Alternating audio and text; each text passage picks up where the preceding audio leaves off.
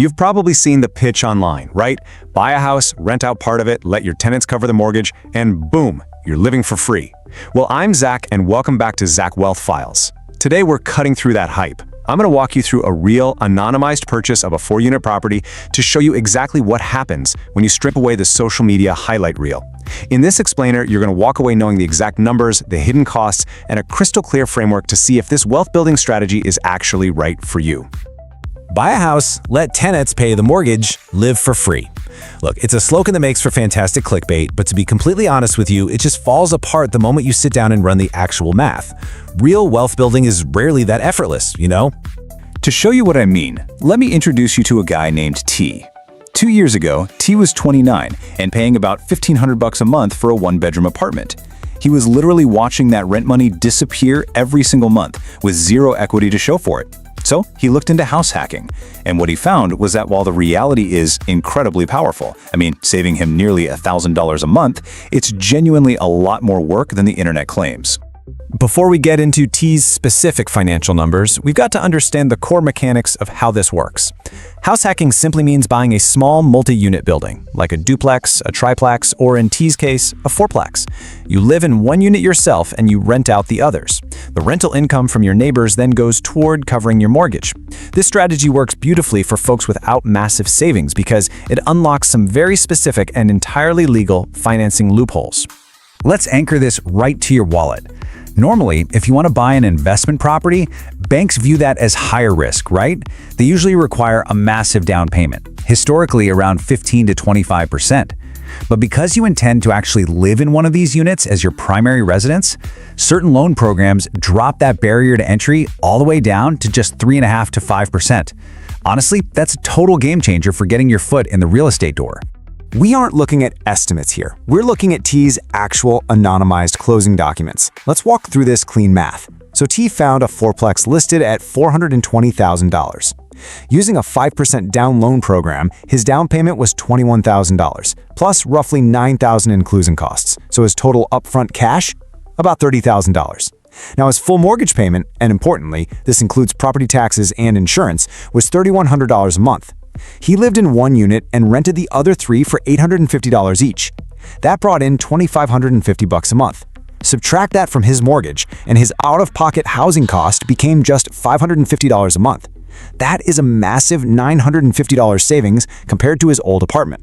So he wasn't living for free, but he dramatically lowered his expenses while building real equity. Now, I want to ask you a serious question. Does collecting rent from the person who shares your living room wall sound like a dream or a headache? Because pivoting from that clean spreadsheet math we just looked at to the messy human reality of being a landlord, well, that's exactly where most people get tripped up.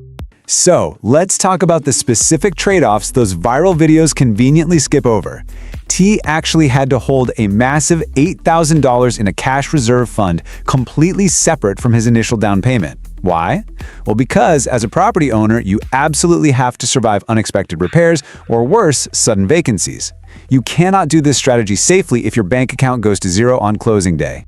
The reality here is cash heavy and frankly emotionally taxing. If one of T's units sits empty for a single month, he loses $850 of income. But the bank? Yeah, they still expect that full $3,100 mortgage payment on the first of the month. On top of that, T admitted the hardest part was the human toll. You're handling maintenance requests at super inconvenient times and dealing with the sheer awkwardness of enforcing late fees on your literal next-door neighbors. It requires real emotional labor, especially in that first year. If you can stomach that first year, the long-term payoff is exactly why we teach this framework. Think of this strategy kind of like a compound interest snowball. As leases renewed after the first year, T modestly raised rents to match the market, which brought his total rental income up to $2,700. Because he used fixed-rate debt, his mortgage payment stayed exactly the same. So his out-of-pocket personal housing cost dropped from $550 down to just $400 a month. And the best part? Every single month, a portion of that mortgage payment was quietly paying down the principal balance of the loan. 2 years in, between that principal paydown and some property appreciation, T built an estimated $45,000 in equity on just a $30,000 initial cash investment. Now, I do have to carefully hedge here. Property appreciation is never guaranteed, and real estate values absolutely can go down. This was just one specific outcome in one specific market. but it brilliantly illustrates the potential wealth-building power you unlock when you lock in your housing costs. Because education is useless without action, right? So here is your practical blueprint. Step 1, pull actual comparable rental listings in your target area. No guessing. Step 2, calculate the full mortgage, explicitly including taxes and insurance. Step 3, subtract realistic rent, but run the math assuming a unit sits vacant for 1 to 2 months a year, just to be conservative. Step 4, budget that genuine cash reserve fund we talked about. Step 5, honestly assess your emotional readiness for those landlord duties. And Step 6, the action you can actually take this week, consult a licensed mortgage professional. Loan programs and rental math vary wildly by location, so getting professional advice tailored to your exact situation is mandatory. So, the absolutely crucial point is this. House hacking isn't a scam, but it also isn't living for free. It is a legitimate, proven strategy to drastically lower your housing costs and build real equity, all in exchange for a lower down payment and taking on real landlord responsibilities. The real version requires work, for sure, but for the right person willing to put in the effort, it is genuinely worth it. If getting the honest, math-based breakdown without all the hype was helpful for you today, well, that is exactly what we do here. Hit subscribe to get more real-world wealth strategies. And I really want to hear from you down in the comments. Would you ever consider house hacking, or does the live-in landlord side completely scare you off? Leave your thoughts below, and I'll see you in the next explainer.